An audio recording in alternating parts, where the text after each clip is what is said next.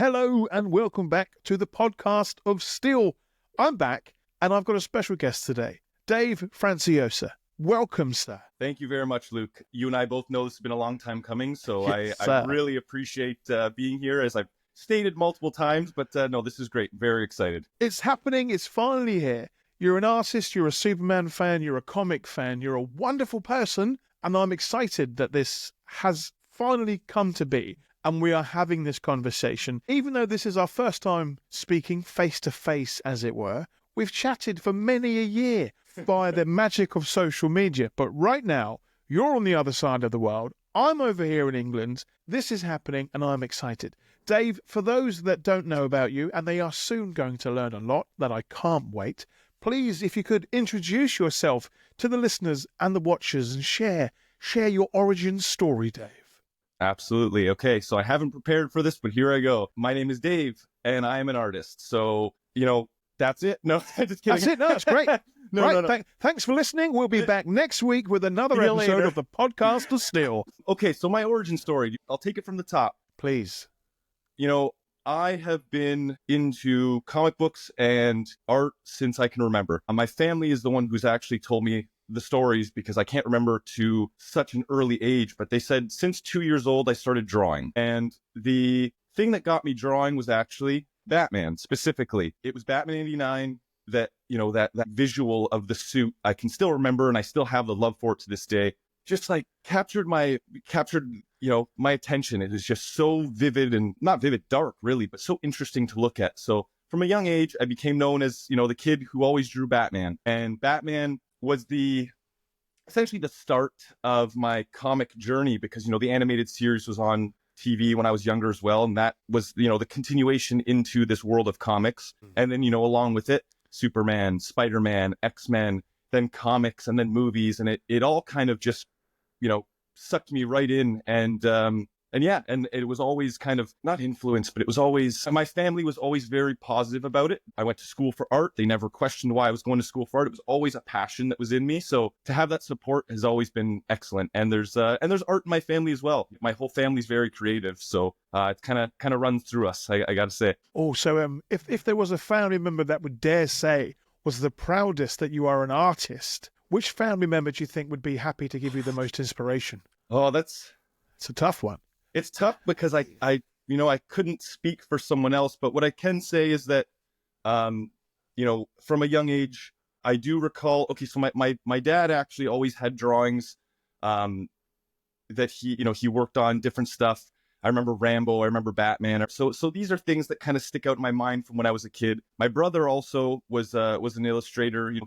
He drew comics as well. So I remember the Wolverines and the Supermans. My mom and my sister, both creative in their own way, not always, they didn't begin in an illustration fashion, but, more crafty and, things like the Cricut. You ever heard of the Cricut machine? What's that? So it's a, oh my God, I don't even know how to explain it. It does multiple things. So Cricut's a company, and the machine, it'll cut, like vinyl or cut out paper, and you can make like paper crafts. Like, okay. Actually, is there one? Oh, there's not one up here. So okay. You usually have one on the main floor. It's like a Christmas house, but it's made to put over a tissue box so you can pull out tissues. I know that sounds absolutely absurd, but that's what this thing can do. It's like the Cricut machine makes like 3D sculptures, but you have to build them. It cuts out paper, and you put all the paper together, you glue it together, and it makes these crafts. It's incredible. If you've never heard of it and you just Google it, you will see that there's Unless I've missed out on this crafting sensation. It sounds brilliant. A new hyperfixation has just been born, Dave. It sounds amazing. It's pretty interesting stuff. It's not something I'm familiar with. So yeah, I hand that one over to the ladies in the family, because it's not my cup of tea. I'm just a pencil and paper kind of guy. I do love that everyone's got this different aspect of creativity that they've, that they brought into the house, as it were, and everybody's got something on that is their thing. And you can sort of take bits and pieces from everybody else's passion for creativity. I love that. Is there music in the family as well, Dave? Funny enough, we all love music. None of us actually play any instruments. My sister and I both worked at a record store when we were younger for many years, and that, really formed my opinion on a lot of music and movies. Bet it did. Because, that's where my collection started, where I started buying CDs and buying DVDs. And my dad and my mom have always had music playing in the house. We're big fans of music. We love music. When no one's in a band, my dad played guitar here and there. My brother, had a bass, and, there's been organ in the family here and there, but nothing, there's no musicians, but everyone's dabbled, I guess you could say. We like to dabble. That's the thing with me. I mean, I'm always focusing on one new thing at a time, and then something else will happen. Like right now, all I can think about is this cricket machine. All I want to do is just jump on that. But music and movies and books and TV and artwork, there's all these like things that I like to take little just snippets of information from, and I love that. Now, this could go on for hours now, but it's something I miss from shopping malls and the high streets are music shops. As a kid, blooming it, that makes you sound very old. One of the first times I went to America, I went to a Virgin Megastore, and I can remember buying the soundtrack for Empire Records. Fantastic film, set in a record shop. Yep. I was like, this is what a music shop should be like. In the UK, there weren't that many. There were sort of record shops where you could go and get vinyl and CDs, and there are a few popping up. And my sister used to work in a record shop as well. And again, whenever you would go in there, there'd be a different band playing or a different type of music. And that's what I loved about just stepping into that world. One day I'd go in and I'd be listening to some fantastic soul music. The next time it could be funk. The next time I could be going there and it could be like some real fantastic hip hop and rap. You get that from a record shop. So I love that you worked in one and you got that. But I feel bringing that back into the world of comics and art, it's what I've always wanted to work in a comic shop. Because you get so many different stories and characters and different worlds to dabble into. Yes, I'm clearly a Superman fan, but I do love the art of comic book storytelling. So where did that begin for you getting into superheroes, Dave? Oh, it's funny. It's such a blur. And like you said, we could be here for hours because I kid you not, like my whole life has been superheroes. I know everyone says that, but it's because everyone means it. If you're into this stuff from a young age, it's the truth. You love this stuff, through and through. So, oh man, it was never taboo for me. I guess I could say superheroes, right? Like you see these old fashioned sitcoms or jokes or, there's always I don't want to paint any picture incorrectly here, but it's always, the nerdy person is into comic books, right? That was the stereotype. No, that was it. I mean, yeah. I mean, for many years, being a nerd or a geek, it wasn't always a badge of honor as it has become. It was to some a dirty and hurtful word. So I'm so grateful now that so many different places are embracing that passion, whether it be for comics or music or sport or art. Everybody is a geek or a nerd about something. So no, I completely understand where you're coming from. Well, to talk on that, I'll give you a little funny story. When I've always looked a little bit older than my age when I was younger. That's confusing. My point is when I got into high school. Just to clarify though, you are 12, right, Dave? Is that right? 13. Okay, it was the 5 o'clock shadow that got it. Anyway, sorry.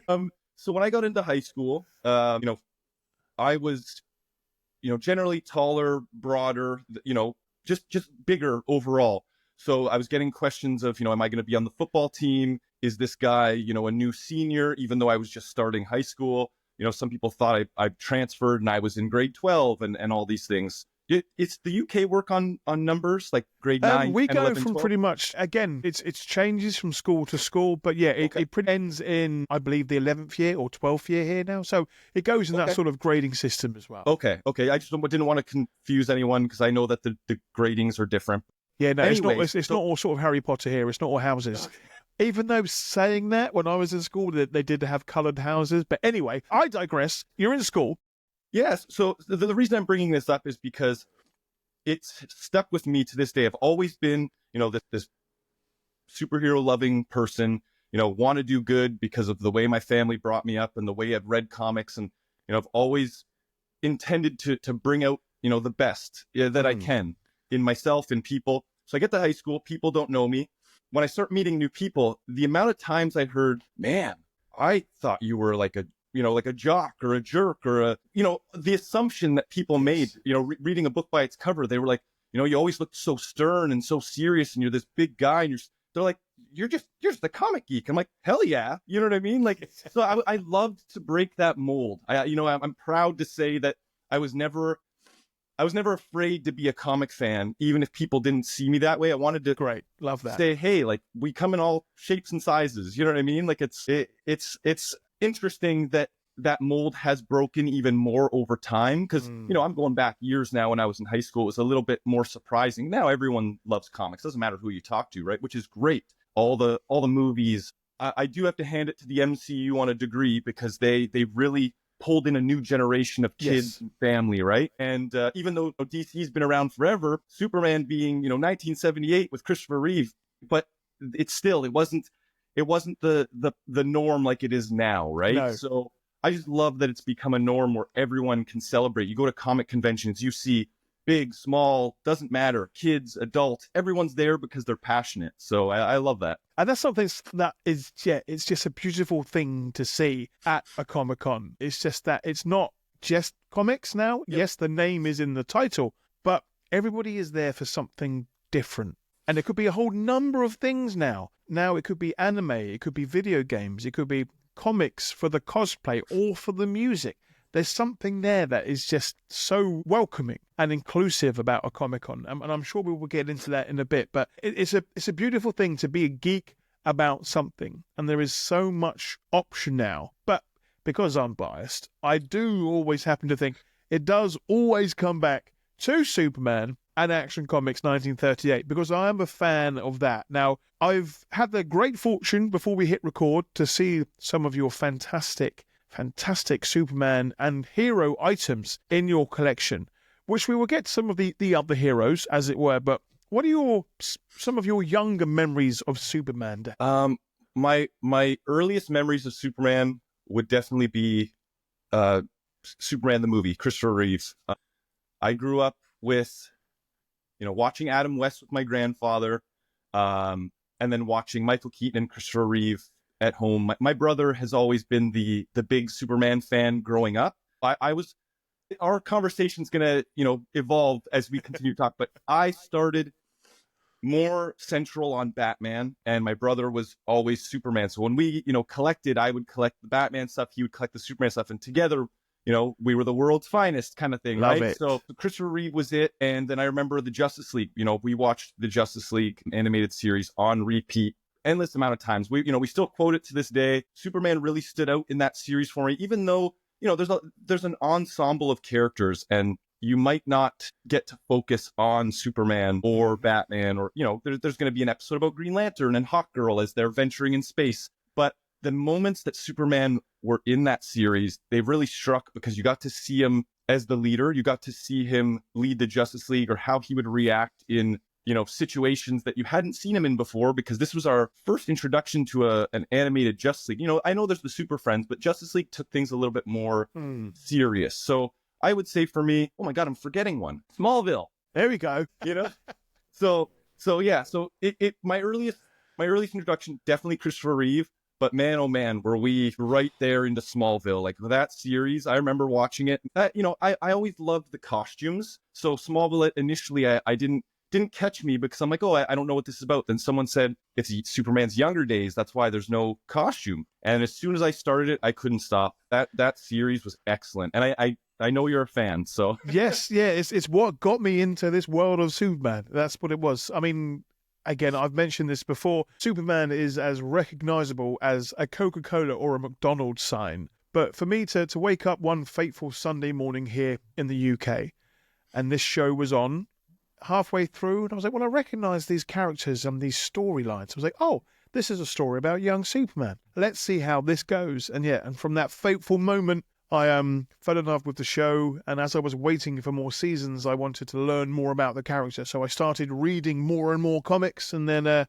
again, talking about hyperfixations, that is the one that started and never stopped. I'm still trying to learn as much as I can about Superman, and definitely one of my favourite passions. Now, talking about you and Superman art, bit of show and tell here now, because many a month ago, as I said, this podcast has been a long time coming, and I'm so glad that it's happened now. I've got this in my hand here, Dave. Do you remember this? I do now that you're showing me. There's this. I look forward to our super chat. Thank you for the opportunity. I knew this chat was going to happen, which is why I've not shared these goodies on camera until this chat was going to happen, because that was my initial thought. I thought, what a great time to open up and talk about this artwork when you are live and in front of this face. And here you are.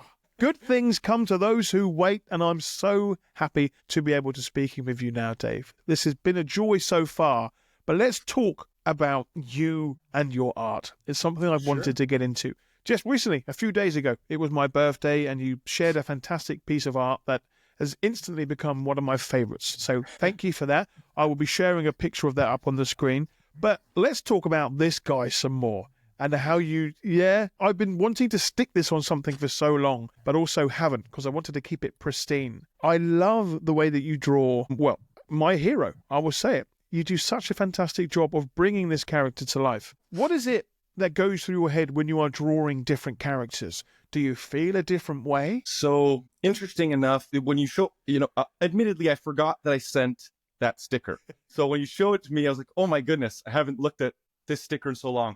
Not that it's a bad thing. That was a series I did there of I called them, superhero chunkies or superhero chubbies. And the idea was just to make, this Looney Tune looking strange shaped characters. And I did a whole series. I did as many DC and Marvel versions as I could. Superman, that's actually an edited one, because the first time I did Superman, he was actually one of the first ones I drew. And then when I came, after I had drawn, I don't know, it felt like hundreds. I know I drew like 80 different Batman because he's got so many suits. But anyways, when it came to Superman, I came back to that one and I tweaked it a little bit. I refined, certain things, his eyes, the lines and whatnot. But overall, when it comes to drawing different superheroes, what I feel,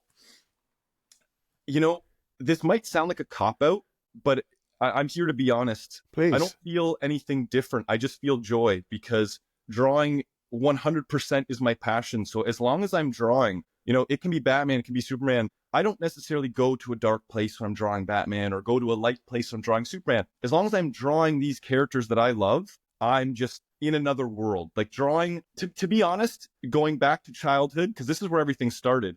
Whenever I would be antsy or, let's say, frustrated, whatever, my mom or my grandmother would say, Dave, let's sit down and draw. And it became my like soothing, some people might watch something or listen to something, but for me, if I'm drawing, it's zen, man. Like I'm just chilling. It doesn't matter who it is. I love it. I love that. I think what we're going to have to do in the future, when I learn how to do it, is that we can have another chat. I'm guessing, I'm putting this out there, we'll both watch the Superman film in a few months' time, as this is the year of Superman. And then wait. I'm trying to hopefully speak as many people as possible after the film to talk about it, to share our thoughts. When we have a chat, Dave, in the future, and we'll work out a way in which you can draw your artwork at the same time. Cool. And I will try my very hardest to just pay attention, because I know that I will be just drawn to the artwork. Whenever I'm walking through Artist Alley at a con, it's my favorite place to be able to just watch people effortlessly bring characters to life in such different ways is magical for me. But to be there and also have a conversation with somebody whilst they're creating art, I think, how can you do that? But that is a superpower. So I'm looking forward to seeing you create artwork in the future. And the fact that learning that, as you said, it brings you calm. It's your happy place, as it were. But you've drawn many a character and many a villain. Which one for you is possibly the most difficult one to draw? Strangely enough, the character that I've drawn the most and that I, have spouted through this chat that I enjoy the most is Batman, no doubt. And that one I would honestly admit that I don't want to say it's difficult, but maybe I'm the most critical of drawing Batman. So there's so many great artists out there who've drawn Batman, Alex Ross, Jason Fabok, Jim Lee, you see these guys and they capture these dynamic poses with the cape and all this stuff. So when I'm drawing Batman, it may not be difficult because I can get it done pretty quickly, but in my brain, there's always something's holding me back because I'm like, oh, it's not good enough. Oh, it's not good enough. Difficult in that sense might not be the way that you were questioning, but to me, that's what I find a challenge is being satisfied with the piece. So, Superman, personally, I enjoy drawing Superman because, as you can see, probably from the sticker that you have and the birthday drawing is a very similar pose, not intentional at all. That's just my go-to. I always have this idea of, hovering Superman who's smiling. Yeah, like I want to show his strength, but his kindness. What a concept. A Superman that smiles. We won't get too much into that, but there we go. So when I draw Superman, he's fun. There's not this stress because I don't have to get, the perfect angle on the cowl, or I have to have the cape covering him enough, but showing enough of his symbol. And no, Superman's cape's just blowing in the wind, and I can show off, the character, and he's fun to draw. Not that Batman's not fun, but he's just a little more critical. And then, characters like Spider-Man, Hulk, Wolverine. I know they're not DC, but I do love drawing them as well because I find, Hulk, I love drawing the big muscles. It's fun to make just to draw exaggeration, right? And then Spider-Man in the other direction, not big muscles, but very, contorted. I love drawing all sorts of angles where his legs are bent a certain way, because you get to really experiment. Can't draw Superman like that or look a little funny. I mean, yeah, let's do some smash ups. Let's do some crossovers in the next few pieces.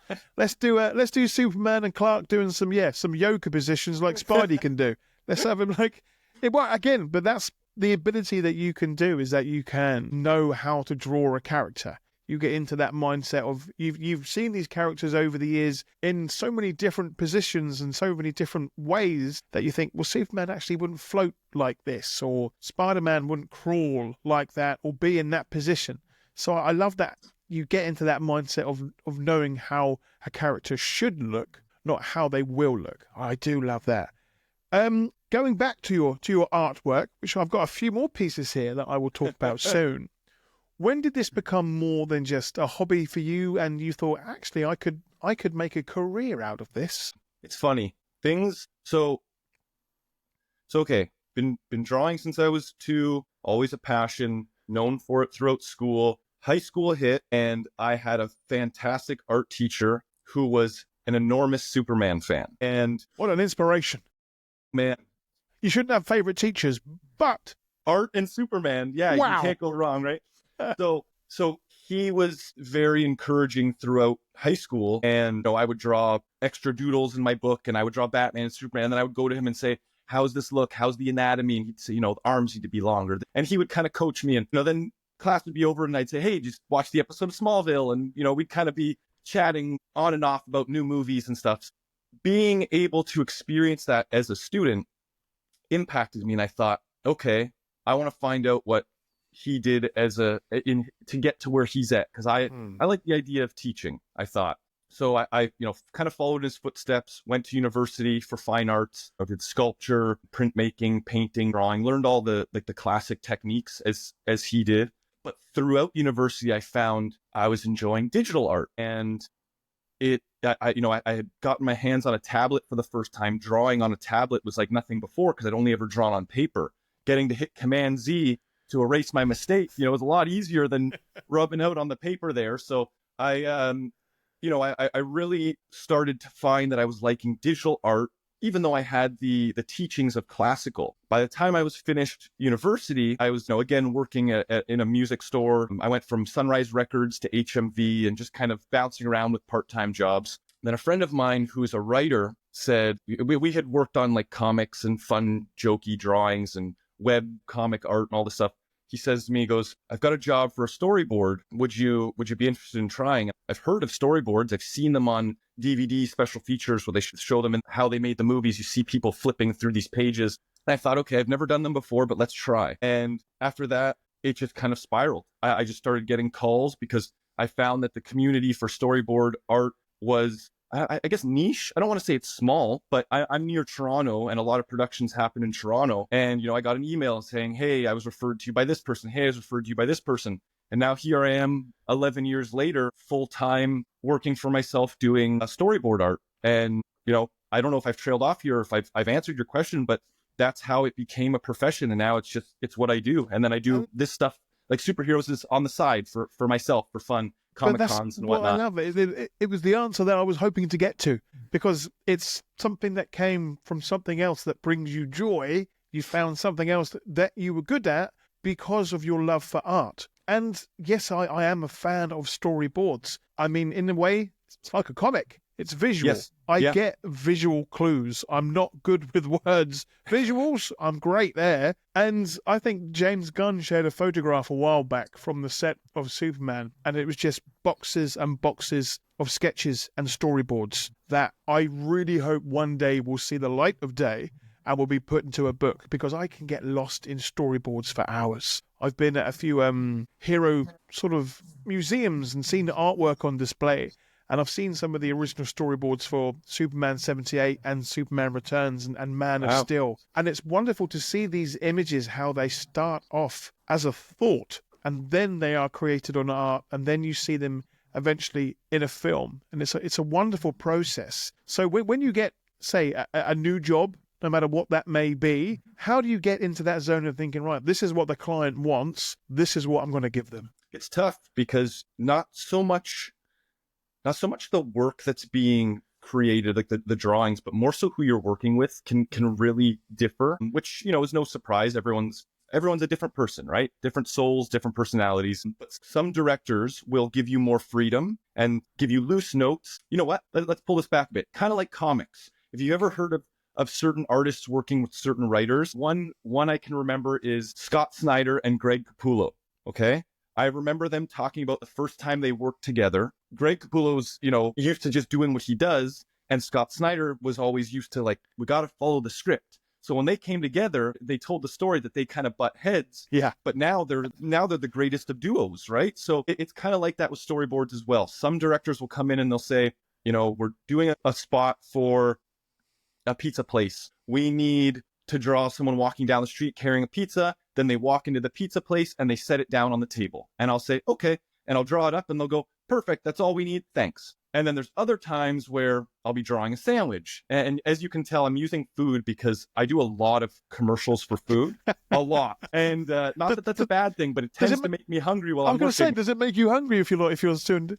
Depends on the advert, I suppose, doesn't it? It has inspired my choice of dinner a few times. If I'm doing a pizza spot that night, I'm ordering pizza. Like it has happened. So sure. Looking into that, I mean, we won't name any companies, of course, but have you ever had some projects that you've felt that you were worked extra hard on and you didn't enjoy the outcome? Would that have a sort of an effect on the food choice in the future? Would you say, "Oh, I'm not going there," or definitely going to this place? No, it's never. I'm a food guy. I love food, so it won't affect me, to be honest. No, it's like I said, there's the people who have you just, here's a pizza box being delivered. Then there's the others who will say, we need a close-up of a sandwich. And if you can see my screen, it's like a macro shot where this close, the sandwich is taking up the entire frame. And we need to make sure that it's got cheese, then lettuce, then onions, then peppers, then, you know what I mean? So they need to make sure, because when they're showing the client wants to look at it and go, this is exactly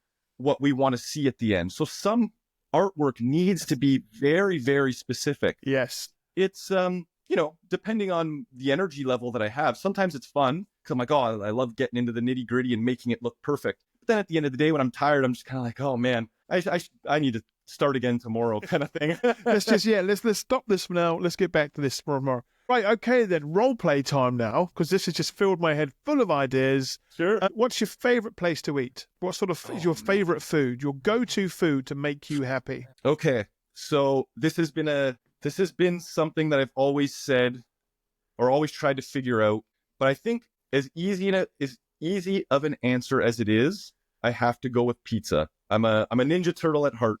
I love it. That's fine. The pizza works. Pizza brings so much joy to so many people around the world. Right. Next case scenario. A new pizza joint is opening up near to you. It's local. Okay. You've only heard good things. They've asked for an advert.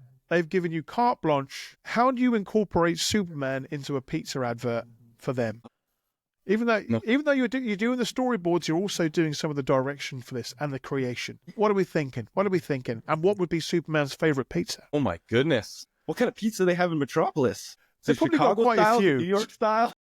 I would hope it would be more New York style. Yep. Chicago. I mean, I've had a Chicago style. It's a bit messy. I don't think Superman could fly with that. No. Be a bit difficult. So I know his favorite meal is one of his favorite meals is beef bourguignon. Doesn't really work on a pizza, but we'll get to that. But anyway, Superman is selling this company's pizza. How are we doing it? So if I had to come up with the commercial and draw the storyboards, I'd want there to be, I mean, it depends on the budget, depends on the length of the commercial, but let's go for a smaller budget, shorter commercial, because Okay. I could get into a whole, he's I saving know. the city. I love it. And, I love right? the details. So I would say the key thing that I'd want to show, let's maybe stick to key frames. I'd say it'd be interesting to start with, not focused on Superman, have the pizza place about to be, in some sort of danger, however you want to think. Maybe a big shadow is over the pizza place and we look up and we see a big foot about to step on the pizza place, and the guy's sitting there and he's like, oh, I just opened the place. We'll add in a little bit of humor. He's like, we're just opening today and already. And right before the foot comes down, it stops. And we see Superman and he's holding the foot. He's smiling. I don't want to necessarily we won't show any violence. So we'll cut to then the pizza, focusing on the pizza, close-up shots of the food, people eating it, how delicious it is. And then we cut back to Superman with the shop owner eating, the city's been saved. We allude to everything's been taken care of, and he's eating pizza saying, oh, this is you make it. No, if it just opened, then he couldn't say it's just as good as last week. But, he could say, oh, this is the best. This is my new place to come and eat pizza. And then, sorry, I'm not a writer. I'm an illustrator, not a writer. I'm watching the process happen, and it's giving me ideas as well, because now I want to open up a pizza restaurant with a Superman theme with comics as well. My head's just blowing up. Final shot of the advert, I can see Superman sat down in a booth, and he's using his cape to wipe his... Yes! Wipe the sauce off, because it's that good. And then I'd say, I don't know, maybe right before he finishes or before he finishes, we hear something in the distance and he says, duty calls, and he zips off, but with his pizza, or, and the guy says, thanks, Superman, come back, anytime, or I'll take this one to go. Yeah. It works. Right, if this happens, if somebody else makes an advert and it sounds anything like this, prepare yourselves, because we're coming for you. Well, hey, sorry to jump in, but did you see the State Farm Batman commercial recently? Right? Wow, I got tagged in that quite a few times. I'm thinking, why isn't this a film? Why isn't this the actual film that's been brought out? Interesting choice, State Farm, but yeah, beautifully done. So maybe next is a Pizza Superman commercial. Who knows? If it happens, I want to see your name on the storyboards. I tell you what, that's for sure. I love that. That's the creative juices coming out of you, which is brilliant. You put me on the spot. I wasn't ready. That's fine. I did say the questions would be easy, but I'm going to throw in a few twists and turns in there. Right, going back to your art, we've talked about the Fantastic Superman and the other heroes that you've created. Can we talk a little bit about these beautiful creations? Those have a special place in my heart. I'm glad. Let's talk about them. There will be more pictures on these online when I share the episode, but let's talk about these pins, please, Dave. Okay, so they were, like most things that have happened to me in my, career, a lot of stuff I've stumbled upon. And I know that sounds clumsy, but what I mean is a lot of things just start out as either an idea or a joke.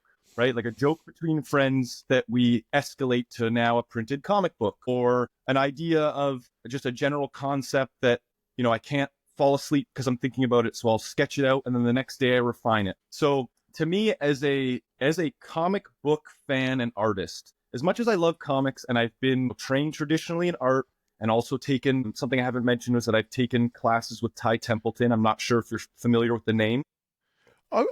It's ringing a bell, but please, if you could just reintroduce me with that name. So Ty Templeton is a Canadian comic book artist. He illustrated a lot of the animated series Batman comics when they were back in the day. And yeah, he still is actually. And he's worked on a certain Spider-Man comic as well. And I mean, a whole lot more. I'm not doing the man justice by just saying that. If you pick up one of the first trades of Batman the Animated Series comic books, you'll see Ty Templeton's name on it. Fabulous, fantastic man and artist, just excellent. Going back to the creation of all this, as a comic artist, even though I've been trained in all these methods, because, with Ty, we learned page layout, how to tell a story with images, different techniques for inking, anatomy, all this stuff.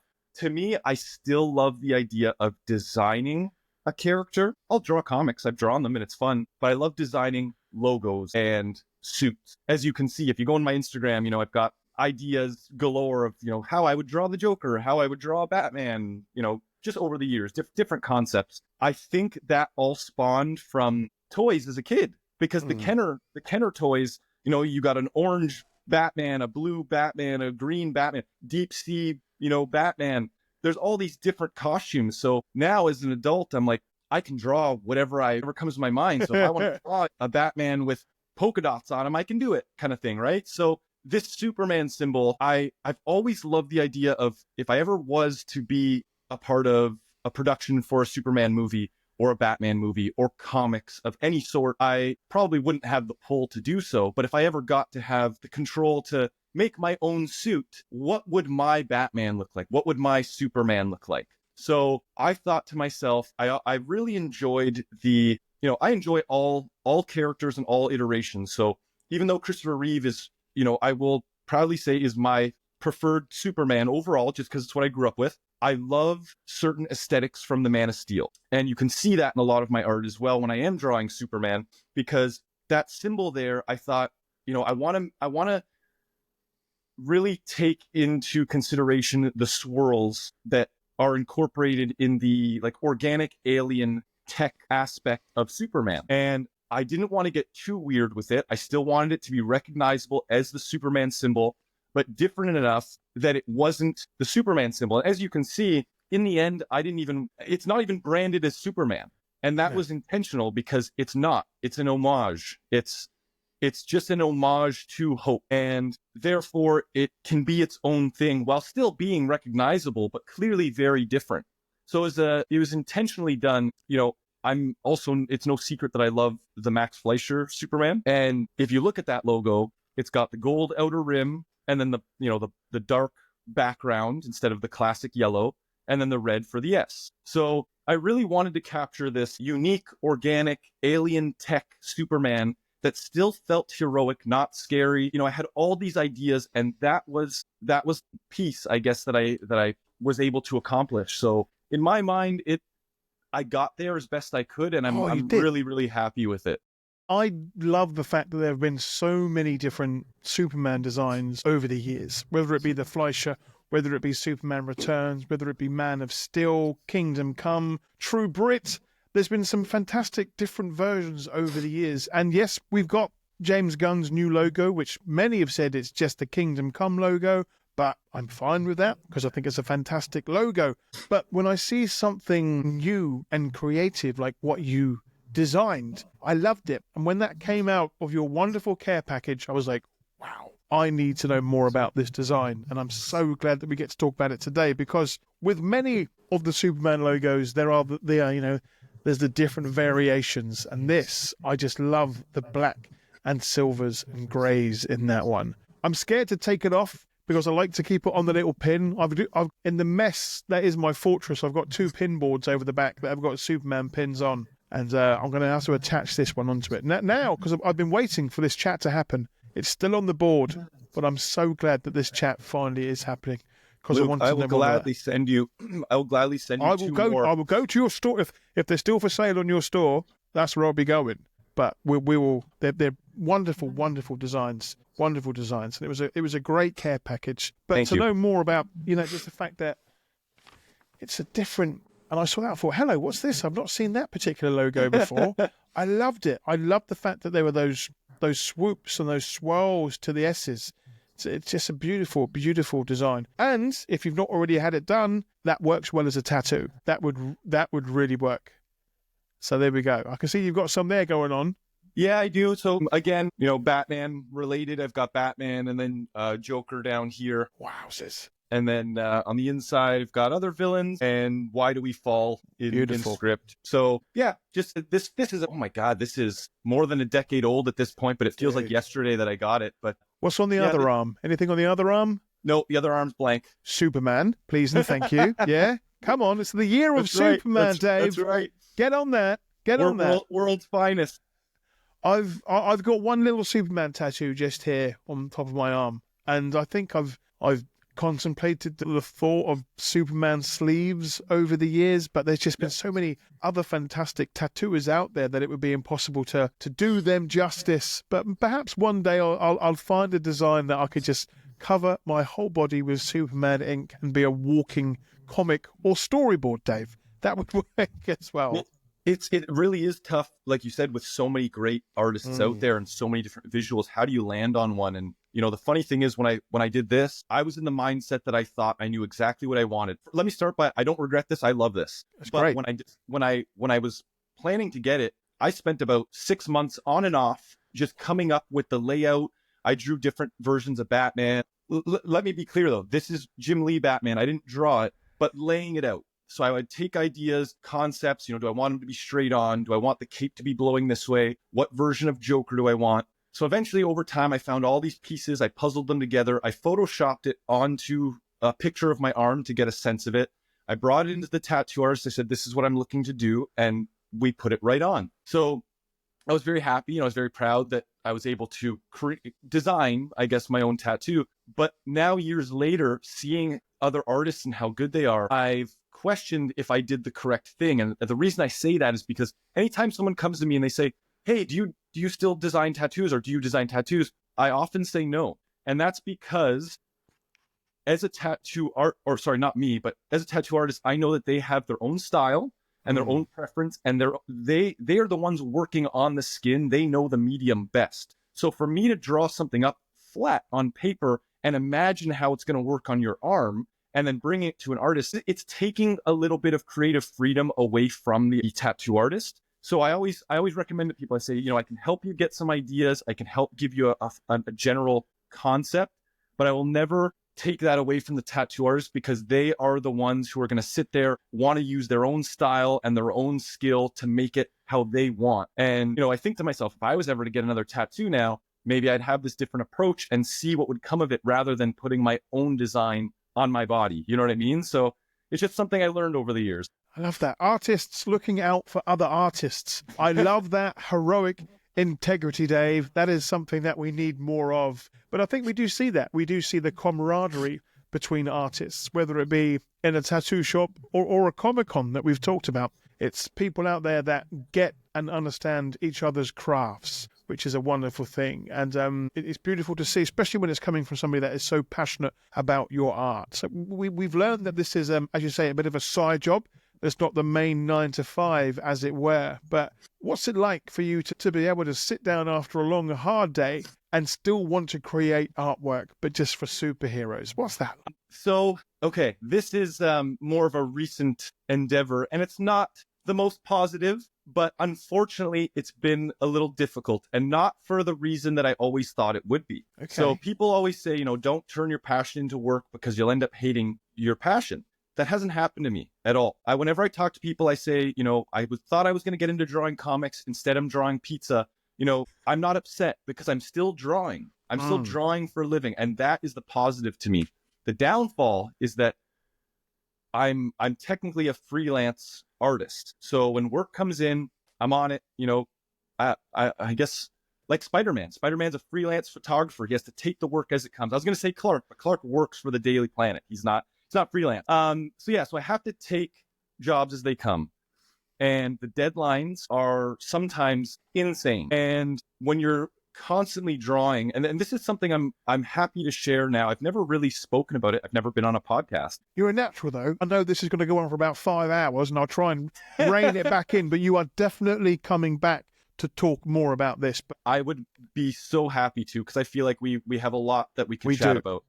So again, always trying to keep things positive, but in this case, you can reach fatigue, and fatigue can come in many different ways. So when I draw, I either sit or stand. I try to change it up, because, lots of things saying sitting all day is bad for you. And to be very, very, very open, I've had 2 back surgeries. So this was something that I struggled with for about a decade, until it essentially, I had a bulge lower disc. Ouch. And so the flare-ups would happen randomly, okay? And you couldn't know when it was happening. You might just sit the wrong way or sneeze, and then it's like, oh no, you've got this crazy pain. So eventually it came to the point where I was like, surgery's the fix, had the surgery. Immediately a year after, I needed essentially a second surgery, which was the exact same surgery. It just happened to, unfortunately, bulge because I will take the responsibility for saying I didn't necessarily do what I needed to do to recover the first time.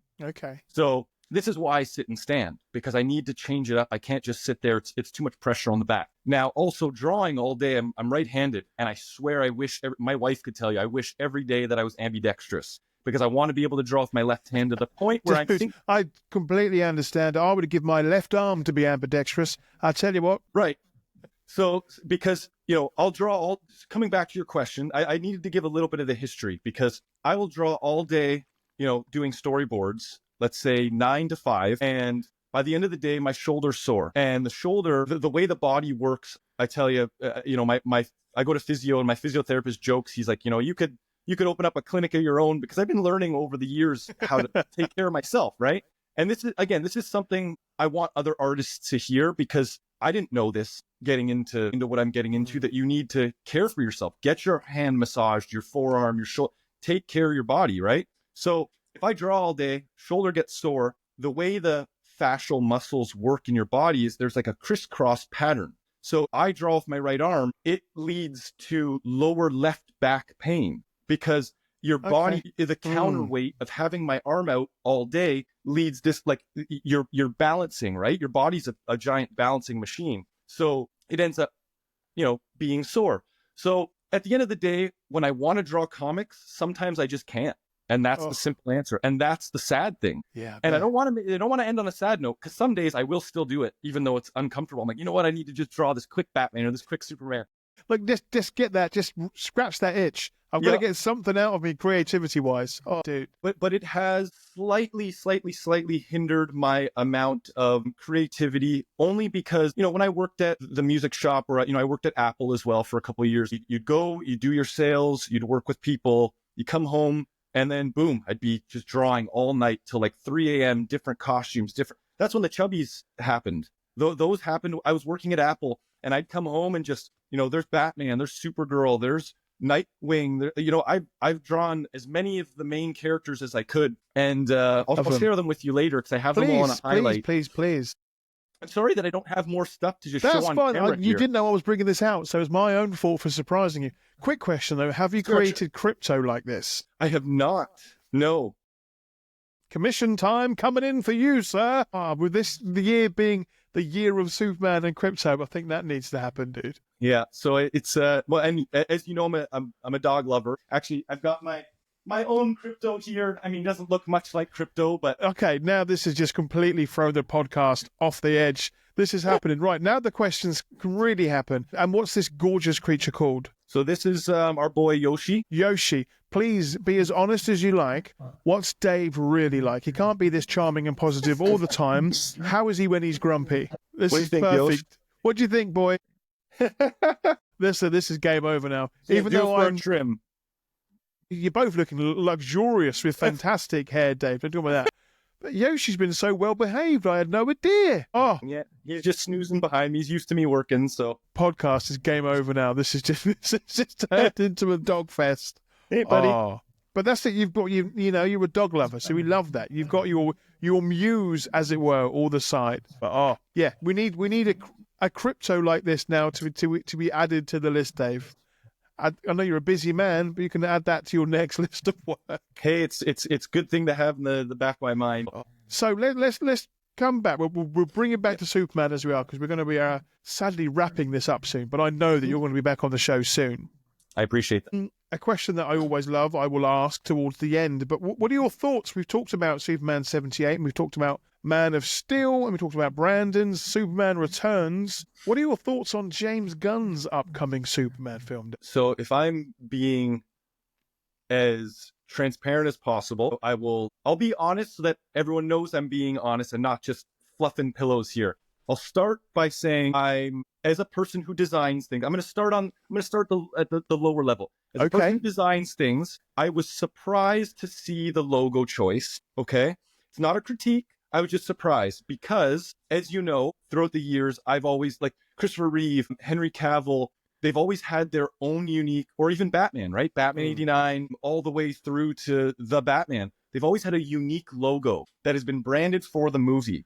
So to me, I'm still adjusting to the idea of using the Kingdom Come symbol, because as someone who loves to create and see original artwork, I know that this is going to become David's logo, James Gunn's logo. It already has. And I understand that it's a different color, but I'm just a little surprised that that was the choice they made. So that's about as critical as I'll get. Okay. Because that's the only criticism that I have. Other than that, I don't know how many times I watched the trailer, because again, I'm a dog person, so the crypto stuff choked me up a little bit, because I don't know why I did this, but I felt like I had to do it. No, I love it. I love it. It's amazing. It was so adorable, and I thought, there's no official merchandise yet. I need some crypto in my life. But yeah, it was, I think you and I may have watched that trailer so many times that we are the reason why it's hitting those high numbers. Heck, I went onto iTunes or whatever, wherever you can get the music, got the music for the trailer, listened to it while I'm doing, while I'm biking or doing my workouts or whatever. Like it's that inspirational, uplifting theme. I love the brightness of the costume. Even though we haven't seen David's Superman, smile yet in the trailer, or lend a helping hand, or, they haven't shown any, that like friendly Superman that we might be used to with Christopher Reeve. I know it's going to be in there. You know what I mean? So, and I think they're saving it. When I saw the trailer initially, I thought to myself, what an interesting choice to start with him, beat up in the snow. It almost kind of like swept the rug out from under me. I was like, I don't know how I felt about that. Like it didn't make me feel good. But then by the end of the trailer, I felt great. And I'm like, that's brilliant storytelling, because they draw you in with this, why is Superman beat down and bloody? Immediately it catches your attention and you're like, what is happening? Then they bring his dog into it and you're just like, I love this. I love that crypto's in it. So then at the end, they're chanting his name. They put up the flag. And then I'm like, I'm watching that again. And then the second time around, it made more sense. And then the third time, more sense. Fourth, fifth, what I mean? We are the reason why it racked up all those millions upon millions of views. And that's a perfect way of putting it, is that trailer did tell a fantastic story. And again, to think, why have you started off with Superman at his weakest? Why is he bleeding? Why is he hurt? You think, all right, okay, it's showing Superman being vulnerable, but almost in a new way. We've seen him go evil over the years. We've seen him being moody and hurt and confused. So it was great to see that in a new way, and especially, as you say, to start that trailer in that way. It was an interesting choice, Mr. Gunn. Yep. So I'm only excited for more of this to come in the future, and especially when we get to come back on and talk about this, and I get to see you draw some Superman artwork at the same time, Dave. Now, before I get to my final question, let me just tell you that this has been an absolute joy, and I'm so grateful that this has finally happened. Some conversations do take a long time to finally happen, but this was for a reason, because I knew we would both have such a fantastic chat, and it won't be the last time, Dave. Now, this question I've asked many people over the years, and it is one of my favorites. What does Superman mean to you? Okay, so admittedly, I've heard you ask this question. So not that I've got a script ready or anything, but I've thought about it, because I've heard many people's answers, and it's so easy to agree with what everyone said, because you've mentioned how when you're older, you want to have a video or a list of all of these responses so that you can listen to them or read them and see what everyone's response is. Mine, just like before I give my true answer, obviously the basis answer is like everyone else, the idea of hope and, the goodness that Superman brings. Like it's inevitable. You can't escape that that's what Superman means when that's the core of the character. But funny enough, Superman, to me, he represents maturity to me personally. This is just a me thing, because as a kid, as I mentioned, I started out as, a Batman kid wholeheartedly, got a tattoo to show for it. People that I haven't talked to in 10 years will send me pictures of Batman on Instagram and be like, hey, I thought of you, and things like that. And I've had people randomly buy me, a Batman book or a Batman something. Because again, it was through and through. I was known for Batman all throughout elementary school and high school and so on and so forth. So much to the fact, oh my God. So this is just a fun fact that I mentioned to you. I was in the trailer for The Dark Knight Rises. Okay. And when I seen the trailer, but yes, I remember you said about that. Yeah. I mean, 4 or 5 of my friends, like my brother and my buddies, Brandon, Zach, Dre, and Eric, that was the crew. We road tripped to Pittsburgh for the football stadium scene where Bane blows up the stadium to be extras. And we brought the giant rogue signs with us. So at the beginning of the trailer, when it shows the crowd and you see rogues, the big yellow rogue signs, that's us holding them. Dude. So this is what I'm saying, to the point of like road tripping to be in a Batman movie. This is how Batman crazy I've been since I was a kid, right? You know, so you go to the store, you go to your Walmart, you get a Batman toy, you get a Batman book. And plus, it was the 90s, there was the animated series, there was, you know, Tim Burton, Joel Schumacher. It was Batmania, as they call it. So in all honesty, Superman to me as a kid, and this is going to hurt to say and for you to hear, but wasn't as interesting to me as a kid. Okay, because I always thought, you know, Batman's dark and mysterious. You know, I liked Spider-Man. He was witty. I liked Wolverine. He was moody. I liked Batman. He was mysterious. These masked characters with these, you know, a little bit of attitude or gadgets. You know, you could buy a Batman toy and he would come with all sorts of things. And, you know, I'm so sorry that I keep sniffling, by the way. I had a cold last week and I don't know how much it's coming across to the listeners, but it's also allergy season. So I'm kind of getting it's all a double kicking off. I appreciate your determination to power through. Okay, so back to it, because I'm really feeling, I really want to explain this to you. So yes, Batman, Spider-Man, all these typical childhood heroes that we look up to because they're fantastical, right? To me, Superman was, I'm gonna say all these hurtful things because I need to drive my point home. It's okay. It's okay. It hurts me. It hurts me. It's okay. It's fine. I mean, we were friends before this, but it's fine. We'll be friends after, I promise. There we go. That's the hope I was looking for. So, you know, as a kid, I thought, you know, why does Superman not cover his face? That's a silly disguise. Why does a green rock hurt him? Oh, he's too strong.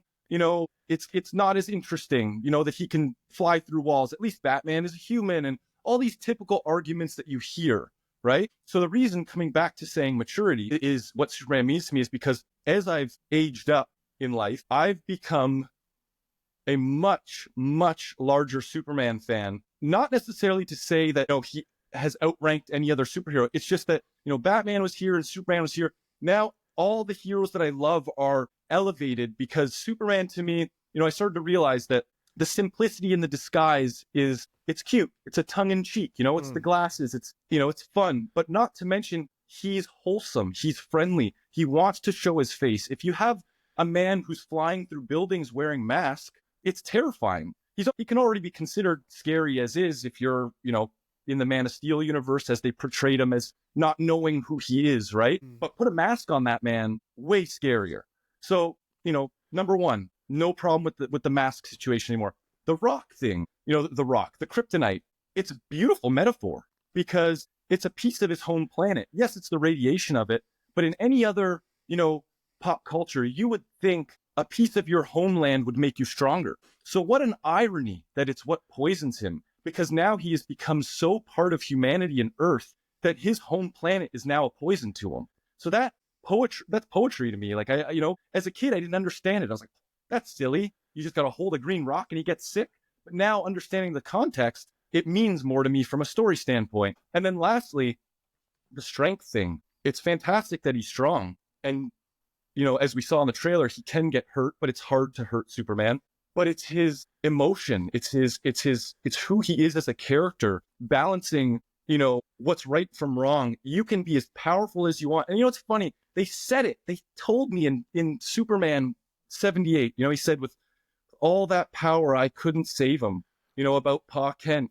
And the fact, you know, the fact that I seen that movie as a kid, but it didn't click as a kid. Because again, I had to mature into someone who's now read more comics, you know, done more studying, seen more movies, just more well-rounded as a person. And even in my own life, you know, I used to think I'm like Batman. I'm never going to give up and I'm going to try really hard and I'm going to study and this and that. And I'm going to be the best human I can be. Sorry, sniffles. But now I'm thinking, you know, Superman, he is an alien, but he is so human. He is, you know, as everyone always says, he's the epitome of humanity, or what he believes it to be. And even though I don't have superpowers or, you know, can't fly, no strength or no super strength, I relate now more to Superman than Batman, because I'm not a rich billionaire who knows ninja skills, of course, and I don't have superpowers, but the humanity of Clark Kent is what I relate to. So making the right choices, you know, being kind to people, trying to be as positive through sometimes some of the darkest times that we may have seen, we won't get into anything specific, but even my own battles, with having the back surgery and going through a decade of on and off surprise back pain where it was literally, bedridden for weeks at a time and things like that. Like it fortified my mind to be a stronger willed person. So as I grew up, I started to see Superman as this boulder that can smash anything, but he can't. He has to hold back, and he has to bring the humanity that he understands, that he was taught by his parents, into himself so that he can release that kindness back into the earth. And that's something that everyone can do. We don't need superpowers to do that. So that's why I say, to me, it's maturity, because it's not about the gadgets and the mask and the attitude. It's about just flat out being a good person, the best person you can be. A friend of mine, I'll name drop him even, Zach, very good friend of mine, always said to me that his dad would tell him the golden rule is the simplest rule to follow. Treat others the way you want to be treated. And I always think that now, if someone doesn't get back to me soon enough, I don't go, Bob didn't get back to me. I go, I hope Bob's okay, because I've rewired my mind to think everyone's got their own life. Everyone is their own player one in their video game, their own star in their own movie. You're not always the forefront at someone else's mind just because you're thinking, why hasn't this person done A, B, or C? So you got to give people the benefit of the doubt. And, Superman does, because what does he do? He saves Lex every time, even though Lex is trying to kill him steady. So that's something it's simple, and we see it all the time. We take it for granted, but it's really important to me and the character. So that's my takeaway. Again, there's no wrong answer to that question. I say that time and time again. Everybody says something different. And I've never heard somebody say, to me, Superman means maturity. But it works. It's somebody else's interpretation.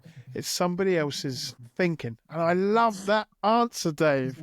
As you said, hopefully one day I'll bring a book out or a video. Your answer's going to be in that, because it was bloody perfect, Dave. It really was. Can I interrupt, actually, just to point one thing out that I find? I love the idea of irony. So, if you talk to people, they'll often say that Batman's realistic and Batman's mature because he's darker. Superman, unrealistic and, for kids because he's bright and he's happy. But I've swapped both of those in my mind over the years, because Batman, there's a bunch of billionaires in the world. I don't see a Batman, okay?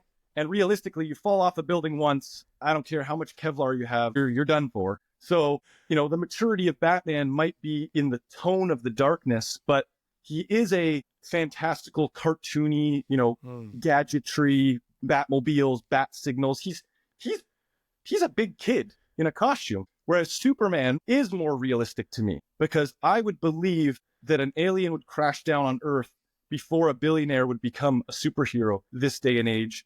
And I it's just that's where my brain has gone. So I flipped this to become an ironic thing. And the fact that, Superman might be bright and look childish, but he is the most wholesome, fatherly, manly, good-hearted person trying to save everyone. So that's a very mature thing. I know Batman is as well. So, I'm not throwing Batman under the bus by any means. He's also a hero. Please don't, because that's the sort of thing that Batman would hold a grudge about. That's right. But I'm just saying that in my realization, I've noticed the flip in my own mind. And, I wonder if others have come to this conclusion that Superman is just as realistic or just as mature. So that's my last takeaway. Perfect and powerful answer, and one that I will be thinking about for quite some time. And I love that, when an answer can make me think more than the actual question itself. Beautiful stuff, Dave. I've had so much fun.